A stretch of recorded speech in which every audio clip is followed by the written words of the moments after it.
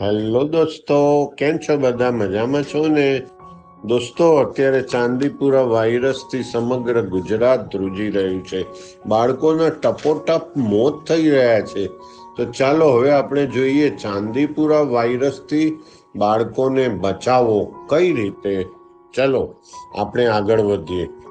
દોસ્તો, 1965માં મહારાષ્ટ્રમાં નાગપુર જિલ્લાના ચાંદીપુરા ગામમાં સૌથી પહેલો કેસ નોંધાયો.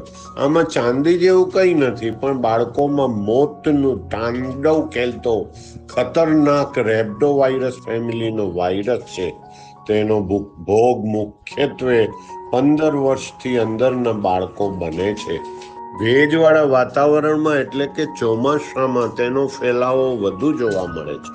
ગુજરાત, રાજસ્થાન, મધ્યપ્રદેશ અને મહારાષ્ટ્ર રાજ્યોમાં પશ્ચિમ ભારતમાં અત્યારે આ વાયરસનું તાંડવ જોવા મળેલ છે. એક વખત ચેપ લાગે અને જો બાળકની સારવાર ચાલુ કરવામાં ન આવે તો 48 થી 72 કલાકમાં તેનું મોત થઈ જાય છે. આવા કેસમાં 100માંથી 75 થી 80% કેસ મરણ પામે છે. ઇન્ક્યુબેશન પીરિયડ અમુક કલાકથી દિવસ છે. આ વાયરસ ફ્લેબોટોમાઇન નામની માદા સેન્ડ ફ્લાય માખી અને એડિસ મચ્છરથી ફેલાય છે. એડિસ મચ્છરથી ડેન્ગ્યુ વાયરસ પણ ફેલાય છે. ગંદકી હોય, પાણી ભરાયા હોય, લોકો શૌચ કરવા માટે બહાર ખુલ્લામાં જતા હોય ત્યારે ગંદકીમાં આ વાયરસ અને માખી વધુ પ્રમાણમાં ફેલાય છે. જે ઘરોમાં ગાયના છાણનું લીપણવાળી દિવાલ હોય ત્યાં સેન્ડ ફ્લાયનો ફેલાવો વધારે જોવા મળે છે.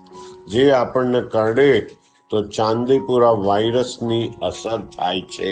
એક વખત ચેપ લાગે એટલે બાળકને એકદમ વધારે પ્રમાણમાં તાવ, ઉલટી, સ્નાયુનો દુખાવો, શરીર તૂટવું, શરદી, કફ, શ્વાસ ચડવો, ન્યુમોનિયા વગેરે જોવા મળે છે. વાયરસ લોહી મારફત ચેતાતંત્ર પર હુમલો કરતા બાળક ભાન ગુમાવે છે. તેને આંચકી ચાલુ થાય છે અને બેભાન બની જાય છે. એક્યુટ એન્સીફેલાઇટિસના તમામ લક્ષણો જણાય એટલે બાળકનો જીવ જોખમાય છે. મગજના કોષો પર સોજો આવતા બાળકને ખેંચ આવવા લાગે છે. તેના નિદાન માટે બાળકના લોહીના સીરમમાંથી આરટીપીસીઆર અને એલાઇઝા ટેસ્ટ મારફત પણ નિદાન થઈ શકે છે. આ વાયરલની કોઈ સ્પેસિફિક એન્ટીવાયરલ દવા મળી નથી. તેની તકલીફો પ્રમાણે તરત બાળકને હોસ્પિટલમાં દાખલ કરી સારવાર ચાલુ કરી દેવામાં આવે છે. તેના લક્ષણો પ્રમાણે તાવની દવા ચાલુ કરવામાં આવે છે, દુખાવાની દવા, દર્દીને શ્વાસ ચડે કે ન્યુમોનિયા જણાય તો પીઆઈસીયુમાં દાખલ કરી તેની સારવાર કરવામાં આવે છે. દોસ્તો, તેની સારવાર કરતા બચાવ માટે વધારે ધ્યાન જરૂરી છે. તેને માટે આરોગ્યમય વાતાવરણ અને પર્યાવરણ ખૂબ જરૂરી છે.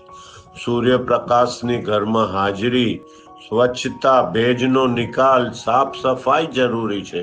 સેન્ડ ફ્લાય અને મચ્છરો ફેલાતા અટકાવવા જંતુનાશક દવાનો છંટકાવ, હાથ સારી રીતે સાબુથી ધોવા વગેરે તેનો ફેલાવો કરતા કીટાણુઓને રોકે છે.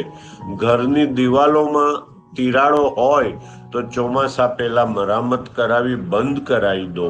ગાયના છાણનો ઉપયોગ ભોંયતળિયા માટે ન કરો. તેમાં સેન્ડ ફ્લાયના લાર્વા વિકસે છે. બાળકોને મચ્છરદાનીમાં સુવાડો. ખુલ્લા હાથ પગે બહાર રમવા જવાથી રોકો. ખુલ્લામાં શૌચ કરવાનું બંધ કરી શૌચાલયનો જ ઉપયોગ કરવો જોઈએ. તેના વાહકોના ફેલાવાને અટકાવવા એ જ ચાંદીપુરા વાયરસને અટકાવવા સમાન છે. કારણ કે હજુ સુધી તેની રસી પણ આવેલી નથી, પરંતુ તેના પર સંશોધનો ચાલુ હોવાથી ભવિષ્યમાં તેની રસી આવી શકે તેમ છે. દોસ્તો, જોયું ને, આટલા જો બચાવ માટેના ઉપાય આપણે સૌ કરીશું તો ચોક્કસ આપણે આપણા બાળકોને ચાંદીપુરા વાયરસના ભયંકર ચેપથી બચાવી શકીશું. એમાં શંકાને કોઈ સ્થાન નથી. સમજી ગયા ને?